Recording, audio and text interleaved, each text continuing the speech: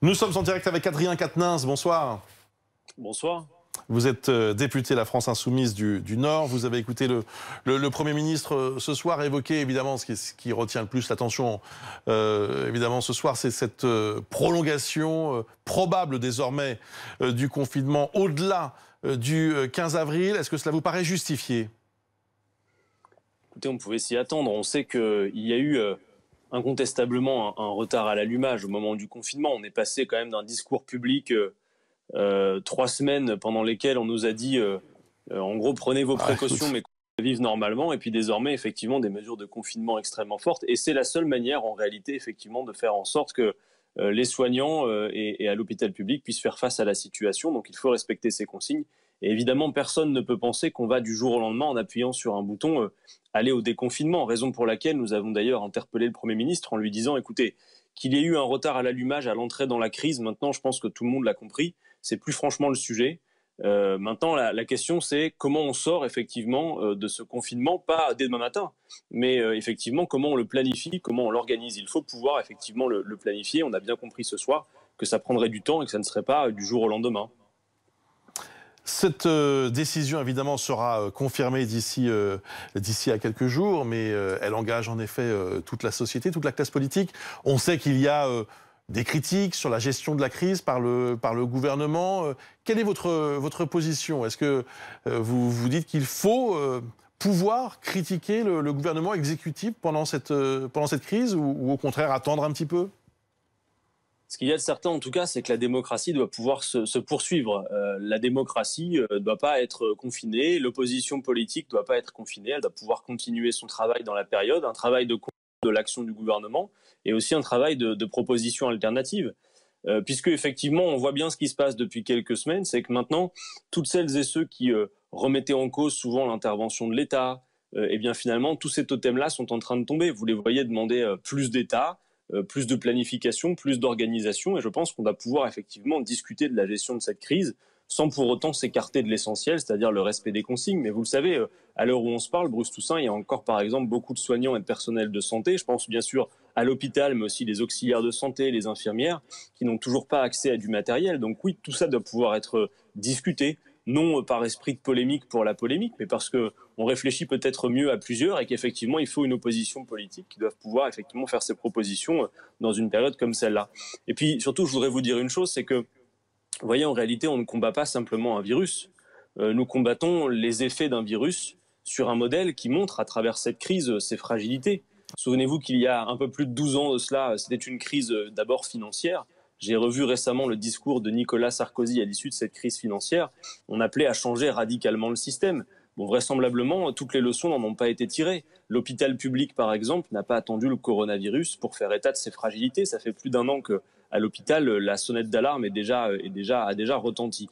Donc oui, en effet, je pense qu'il y a maintenant lieu de bâtir un monde d'après, que ce monde d'après doit commencer dès maintenant, et qu'il ne peut pas consister à faire en sorte qu'après la crise, ce soit comme avant la crise, parce qu'aujourd'hui c'était une crise sanitaire, mais demain, nous le savons, il y a des crises sans doute plus prévisibles qu'un virus. Je pense par exemple aux effets du changement climatique, sans aucun doute nécessiteront une mobilisation d'au moins la même ampleur et qui doivent pouvoir être organisées. On voit qu'en toute hypothèse, nous n'étions pas prêts. On va écouter maintenant, et j'aimerais que Adrien Quatennens vous réagissiez à ce qu'on va entendre, le Premier ministre qui a évoqué eh bien, les risques d'une crise économique au-delà de la crise sanitaire. Écoutez.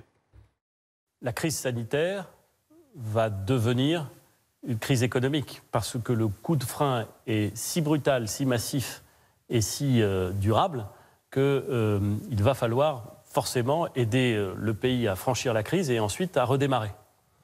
La pire des choses, me semble-t-il, lorsqu'on traverse une crise et lorsqu'on s'apprête à faire redémarrer le pays, ce serait d'augmenter les impôts.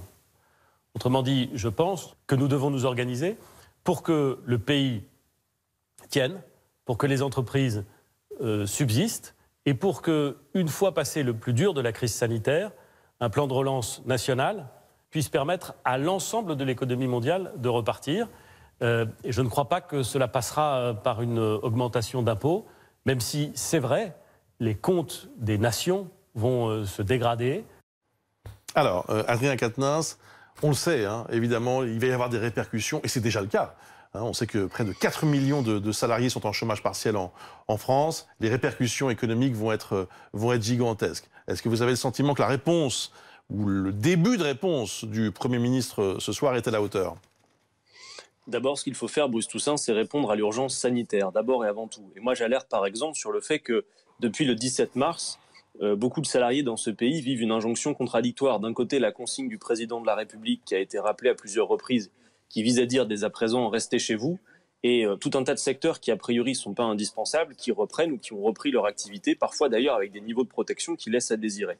Ça fait depuis plusieurs semaines que nous demandons au gouvernement, par exemple, que soit établie la liste des secteurs indispensables pour que cela puisse continuer, moyennant le fait que les travailleurs élaborent les moyens de travailler avec de bonnes protections sanitaires et qu'on leur garantisse ce bon niveau de protection et que tous les autres puissent, en quelque sorte, respecter la consigne de confinement. Le gouvernement n'a pas souhaité donner suite à cette demande. Il considère qu'on ne peut pas établir une telle liste. J'observe néanmoins que cette liste a été établie, non pas pour permettre à tous les autres de se confiner, mais pour augmenter la durée du temps de travail dans ces secteurs indispensables. C'est bien qu'établir la liste de secteurs indispensables, c'est faisable. Donc d'abord, la crise sanitaire. Respecter au mieux le confinement et faire en sorte, parce que ce n'est toujours pas le cas, qu'enfin, ceux qui sont en première ligne, le personnel de santé, disposent des protections nécessaires et également tous celles et ceux qui ont à poursuivre leur activité. Ensuite, c'est vrai, les effets du confinement, le fait de devoir en quelque sorte mettre à l'arrêt des pans entiers de notre économie va avoir évidemment des effets sur l'économie. Moi, j'attire votre attention sur le fait que j'estime qu'une telle mise à l'arrêt en quelque sorte de notre économie doit véritablement nous interroger sur la nature du redémarrage que l'on souhaite opérer ensuite. Je vous donne vraiment mon sentiment, c'est que s'il s'agit de considérer la période que nous vivons comme une parenthèse, avec l'idée qu'après la crise sanitaire, on redémarre tout comme avant, à la prochaine crise, quelle qu'en soit la nature, qu'il s'agisse d'une nouvelle catastrophe sanitaire ou d'une catastrophe naturelle, par exemple, liée aux effets du changement climatique, nous ne serons toujours pas prêts. Il y a donc lieu, en fait, en quelque sorte, de changer la hiérarchie des normes, y compris dans le modèle économique. On voit bien d'où viennent les défaillances aujourd'hui face à la crise sanitaire. On voit bien d'où proviennent les difficultés à l'hôpital public, d'où provient le manque d'anticipation, par exemple, sur les stocks de masques, le fait qu'on ait choisi de considérer que les usines de production chinoises allaient être tellement réactives qu'il n'y avait plus besoin d'avoir des stocks stratégiques. On voit donc la nécessité de relocaliser un certain nombre d'activités, de retrouver une forme d'indépendance, non pas par chauvinisme, mais pour mieux organiser les choses face à des crises peut-être d'une autre nature, je le dis, qui demain pourrait nous amener à devoir relever ces défis. Donc moi, je considère que malgré la tragédie et le drame que nous vivons, et en plus nous sommes dans les heures les plus compliquées à l'hôpital, vous le savez, il faut pouvoir faire en sorte de bâtir ensemble un autre modèle économique plus adapté à des situations qui pourraient effectivement se renouveler. Et on le voit bien, j'achève là-dessus, observer en quelques jours à quel point toutes sortes de choses qui étaient absolument indiscutables auparavant, en un claquement de doigts, ont volé en éclats. Les règles budgétaires européennes, le fait de dire est-ce qu'on peut nationaliser. Je vois que même pour des grands patrons qui étaient absolument opposés à l'idée, maintenant on pourrait le faire. Donc on voit bien que toutes sortes de choses qui, hors temps de crise, sont exceptionnelles, deviennent finalement la règle. En quelque sorte, une forme de révolution peut s'opérer, malheureusement pas sous le choix démocratique, mais sous la contrainte, parce que ce système n'est pas adapté à des chocs tels que celui que nous vivons en effet. Merci beaucoup Adrien Quatennens, merci d'avoir répondu à nos questions ce soir. Merci à vous. En direct sur BFM TV.